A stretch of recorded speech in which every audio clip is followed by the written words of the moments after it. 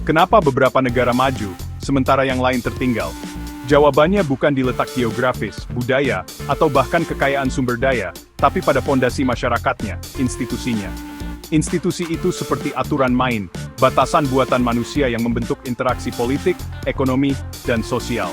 Institusi menentukan bagaimana kekuasaan dibagi, bagaimana sumber daya dialokasikan, dan bagaimana warga negara bisa berpartisipasi dalam pemerintahan mereka sendiri. Bayangkan dua negara, sama dalam hal iklim, sumber daya, bahkan sejarah. Satu negara maju pesat, dengan standar hidup tinggi, inovasi, dan pemerintah yang bertanggung jawab kepada rakyatnya. Negara lainnya berjuang melawan kemiskinan, korupsi, dan kurangnya kesempatan. Perbedaan mencolok ini tidak bisa dijelaskan hanya oleh geografi atau budaya. Perbedaan antara institusi inklusif dan ekstraktiflah yang menempatkan negara-negara ini pada jalur yang berbeda. Institusi inklusif memberdayakan warga negara, melindungi hak milik, dan mendorong investasi. Mereka menciptakan persaingan yang adil, memungkinkan individu untuk mengejar potensi mereka, dan berkontribusi pada pertumbuhan ekonomi. Contohnya Korea Selatan, negara yang hancur akibat perang, namun bangkit menjadi kekuatan ekonomi melalui kebijakan inklusif yang mendorong pendidikan, teknologi, dan kewirausahaan. Sebaliknya, institusi ekstraktif memusatkan kekuasaan dan kekayaan di tangan segelintir orang, menghambat inovasi dan kemajuan. Sistem ini mengutamakan kepentingan elit di atas kesejahteraan mayoritas, yang mengarah pada lingkaran setan kemiskinan dan ketidakstabilan. Korea Utara dengan ekonomi tertutup dan pemerintahan otoriter, menjadi contoh nyata akibat dari institusi ekstraktif. Keberhasilan atau kegagalan suatu bangsa bergantung pada pilihan yang mereka buat dalam membangun dan mereformasi institusinya. Dengan memahami kekuatan institusi, kita dapat mulai mengurai kompleksitas pembangunan global dan merencanakan jalan menuju masa depan yang lebih sejahtera dan adil bagi semua. Selama berabad-abad, anggapan bahwa geografi atau budaya menentukan nasib suatu bangsa telah berjaya. Namun, kenyataan dunia modern menghancurkan pandangan deterministik ini. Negara-negara yang memiliki kondisi geografis atau budaya yang serupa, seringkali mengalami hasil yang sangat berbeda. Kuncinya terletak pada pemahaman bahwa institusi, bukan faktor yang telah ditentukan sebelumnya, yang membentuk lintasan suatu bangsa. Perhatikan semenanjung Korea, yang terbagi oleh ideologi setelah Perang Korea. Korea Utara, di bawah rezim otoriter dan institusi ekstraktif, mengalami stagnasi ekonomi. Korea Selatan, yang menganut institusi inklusif yang mendorong persaingan pasar dan modal manusia, berubah menjadi kekuatan ekonomi. Geografi yang sama, warisan budaya yang sama, tetapi hasil yang sangat berbeda karena institusi yang mereka adopsi. Kasus Nogales, sebuah kota yang berada di perbatasan AS-Meksiko, semakin membantah determinisme geografis. Meskipun berbagi lingkungan dan pengaruh budaya yang sama, Nogales, Arizona, menikmati standar hidup yang jauh lebih tinggi daripada Nogales, Sonora. Perbedaannya, kerangka kelembagaan. Amerika Serikat, dengan sejarah institusi inklusifnya, memberikan peluang ekonomi dan mobilitas sosial yang lebih besar daripada tetangga selatannya. Contoh-contoh ini menyoroti poin penting, geografi dan budaya bukanlah takdir. Mereka menyediakan latar belakang di mana drama pembangunan berlangsung.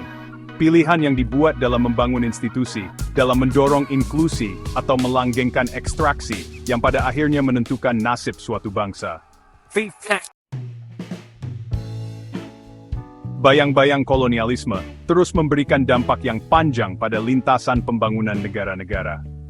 Jenis institusi yang didirikan selama pemerintahan kolonial memiliki dampak yang bertahan lama pada masyarakat pasca kolonial, membentuk lanskap politik, ekonomi, dan sosial mereka. Memahami warisan ini sangat penting untuk memahami mengapa beberapa negara berjuang sementara yang lain berkembang setelah kekaisaran berakhir. Di koloni pemukim seperti Amerika Serikat, Kanada, dan Australia, kekuatan Eropa berusaha untuk membangun institusi yang mencerminkan institusi di tanah air mereka. Institusi-institusi ini, meskipun bukannya tanpa cacat, seringkali menekankan hak milik, pemerintahan yang representatif, dan tingkat inklusivitas tertentu, meletakkan dasar bagi pembangunan ekonomi dan politik di masa depan. Sebaliknya, di koloni ekstraktif seperti yang ditemukan di sebagian besar Afrika dan Amerika Latin, tujuan utamanya adalah eksploitasi sumber daya. Kekuatan kolonial memberlakukan institusi ekstraktif yang dirancang untuk menyalurkan kekayaan kembali ke metropol, dengan sedikit memperhatikan kesejahteraan jangka panjang penduduk yang dijajah. Warisan ekstraksi ini telah membuat banyak negara bergulat dengan institusi yang lemah, korupsi, dan ketidaksetaraan yang terus-menerus. Dampak kolonialisme tidak seragam. Negara-negara seperti India, yang mengalami pengalaman kolonial campuran, menunjukkan interaksi yang kompleks antara unsur-unsur ekstraktif dan inklusif.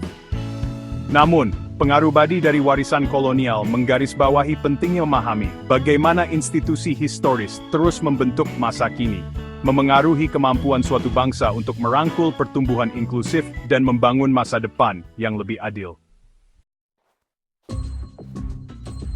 Jalan dari institusi ekstraktif ke inklusif penuh dengan tantangan, namun sejarah menawarkan secercah harapan dan pelajaran berharga bagi negara-negara yang berusaha untuk melepaskan diri dari belenggu kemiskinan dan keterbelakangan.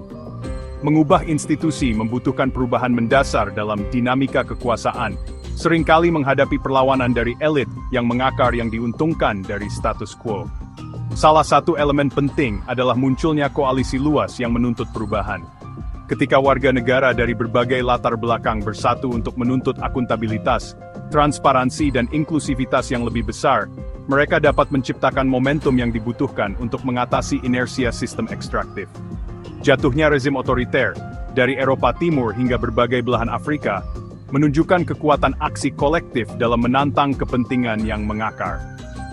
Sama pentingnya adalah pembentukan check and balances yang kredibel terhadap kekuasaan. Kekuasaan yang terpusat, meskipun diperlukan untuk tata kelola yang efektif, dapat dengan mudah disalahgunakan jika tidak ada batasan. Lembaga peradilan yang independen, pers yang bebas, dan organisasi masyarakat sipil yang kuat memainkan peran penting dalam meminta pertanggungjawaban para pemimpin, mencegah penyalahgunaan kekuasaan, dan mendorong distribusi sumber daya yang lebih adil. Memutus siklus institusi ekstraktif membutuhkan keberanian, visi jangka panjang, dan komitmen yang tak tergoyahkan untuk membangun masa depan di mana semua warga negara memiliki kesempatan untuk berkembang. Dengan belajar dari keberhasilan dan kegagalan mereka yang telah menavigasi jalan yang menantang ini, negara-negara dapat memetakan arah menuju masa depan yang lebih adil dan sejahtera.